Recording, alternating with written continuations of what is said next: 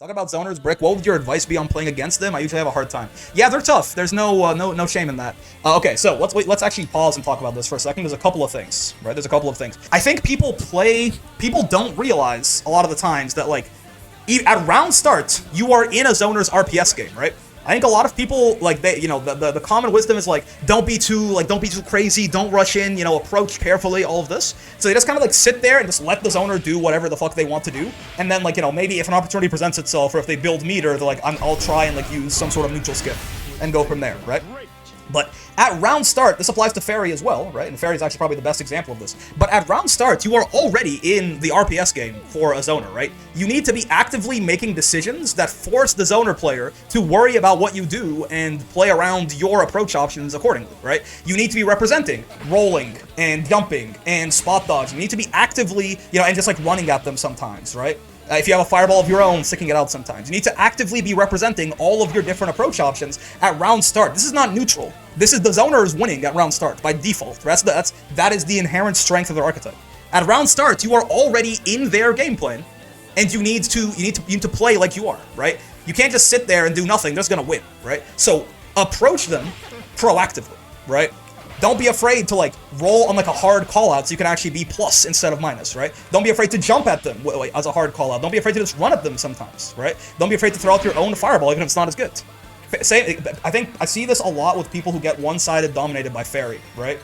I'll see people who just like be more active. Yeah, I see a lot of players, especially like lower intermediate players, who like if they're fighting Fairy and like the Fairy is like good and rotating their options properly, it looks like this, right? It looks like the Fairy's just like doing this, right? Doing this, right? Throwing out GG or something like that. They're doing this, and they're just blocking all of this shit, right? Like, they're just like sitting here blocking everything and being like, when is it my turn? The Fairy is so broken. I can't get in on the Fairy, man. And only like when something very obviously, like when a very obvious gap presents itself, or like when they have 100 meter or something, or, do they decide like, okay, now's my turn, right? Like maybe if they get like, if they get like a jump in or something like that and it works, right? But every single one of these decisions that the Fairy is doing is an RPS situation that you can guess correctly on and gain space on her for, right? Just point blank, at round starts, do you think Fairy is going to do this or this? If you think she's going to do this, at round starts, just roll. Boom. Fairy is now lost, right? Literally at round start, if you like no, because you can't react to Fairy's shit anywhere. You're not reacting to her far M. It's 9 frames, right? So it's a guessing game. At round start, if he goes believe in victory, round 1, engage, and she does far M and you do this, Fairy is already like she's already now in a horrible spot because you're +7 in her face. You just won, right? If you think she's gonna do 2M, right? Then maybe you try to, it's rock, paper, scissors, exactly. You are at round start versus zoners, you are in their game, you are in their win condition already, you are in their RPS, right?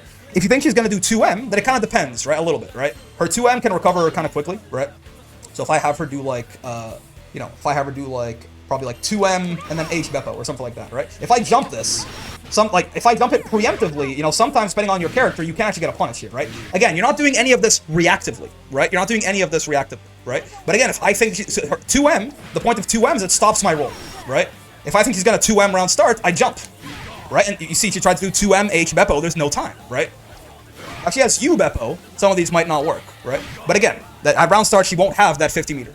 So, it is a guessing game, right? You are guessing what the zoner is going to do and doing your best. Now, sometimes the one-sided dominance is sometimes you roll, you do the roll stopping option. Then you do the jump, and you do the jump stopping option, But you have to be actively working your way into the zone the zoner doesn't want you to be in.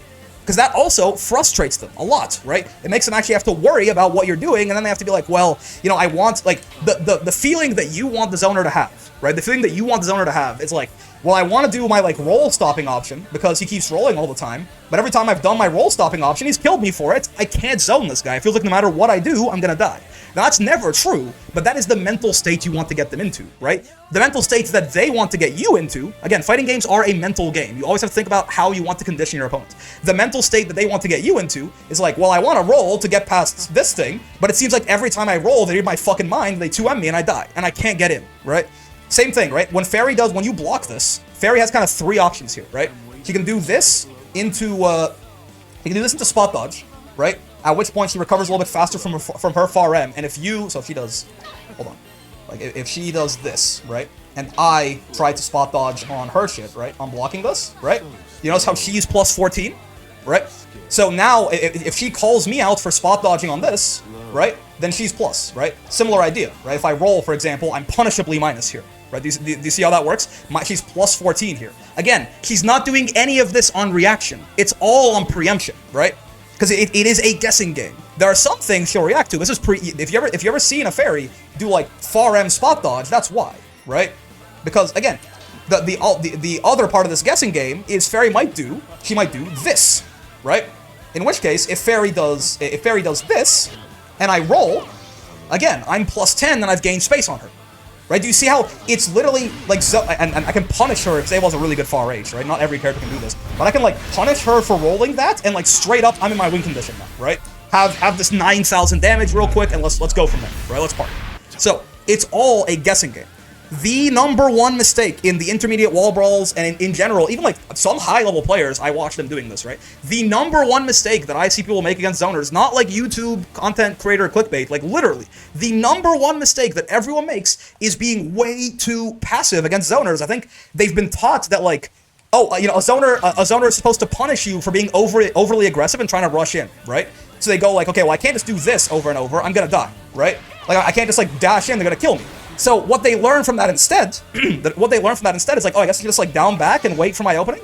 No, right? Yes, zoners will kill you if you just do this over and over, right? If every time you get up, you just like run at Fairy, Fairy's gonna win free every single round, every single time.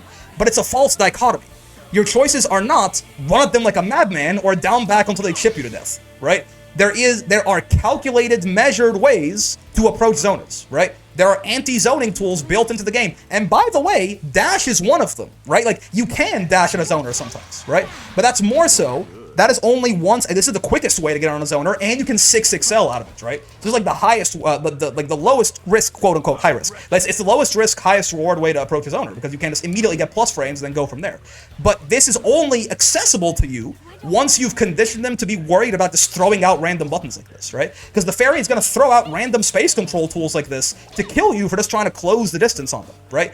If you've conditioned to be like, well, I can't just, you know, willy-nilly throw far M because he does this, right, and kills me, then you can suddenly, like, just running at them from full screen becomes more of an applicable option, right? Now, I'm not saying that zoners are, especially in this patch, zoners are not bad, they're not weak, it's not like an inherently broken game plan, but a great way to guarantee that you will never beat a zoner player who knows what they're doing is to just do this for 90% of the match. This is not a winning strategy, right? This is simply not a winning strategy, right? And what we talked about earlier with like spot dodging the Terra's arrows and stuff like that factors into that, but that is only one part of the bigger whole of like actively defeating the zoner's options. Yes, actually, yeah, I guess I'll throw this in really quickly. The general RPS, because people thought, you know, some matchups are going to be harder than others. The general RPS is the same though, right? Ladiva, for example, is given a worse roll. Why do you think that is? It's a really good roll, is a really good anti-zoning option, right? So it's going to differ character to character. Some characters have like, you know, their own specific tools that make things easier or harder, but the general RPS is the same for everybody. The thing I hate the most having to play the RPS like 3 times because of how much reward they get off Brave counter. Well, you know, do I have news for you, right? Luckily, you're correct. This is why, by the way, that I think that a lot of, despite Fairy and Matera being the 2 most buffed characters in the patch, bar none, right? Fairy and Matera, especially Matera probably, are the 2 most nerf buffed characters in Season 2. Despite that, I still think they're kept pretty much in check. Because if there is one archetype of character that hates this right here, that shit being +2, if there's one archetype that despises this universal system change more than anyone in this patch, it's this bitch right here, right? Now, you could argue that Matera is not quite as affected by this, in the sense that it actually helps her on her offense. Matera has a lot of safe hop stuff she can do where she can hop, go in there, and then block your Brave counter, sure, right? But when you succeed, when you win the RPS and you're in the zoner's face, Brave counter is a significantly less reliable option for them to just force you to do it again now, right? Significantly less. And again, you also have to think about the fact that inherently zoners have less HP, right? They have less HP. So if you get their Brave points off them like this, they are being like heavily disadvantaged, right? I still think no one is abusing blocked BC enough yet, right? But yeah, I hope that made sense. I guess we're gonna turn this into its whole own video probably, but yeah, man, right? Zoners are, like, Matera and Fairy are good characters in Season 2, right? The days of bottom 5 Matera and Fairy in Rising are gone, right?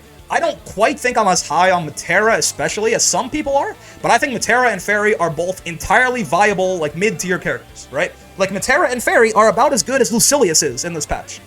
For real, right? Lucy dropped like a tier and a half, and they jumped like a tier and a half, right? They are solid, viable characters. So more than ever, people need to actually learn how to properly play against zoners, or you're just gonna lose to every single fucking Matera and Fairy you meet on ranked. Does this mean, by the way, like, doing this, like, guarantees you a dub? Obviously not. But, like, at least this is, you're giving yourself a fighting chance of reading the zoner player and making your way in and beating them up, right? Instead of just, like, guaranteeing they're gonna sit here and die on the other side of the screen and then complaining to Cygames about one-sided dominance.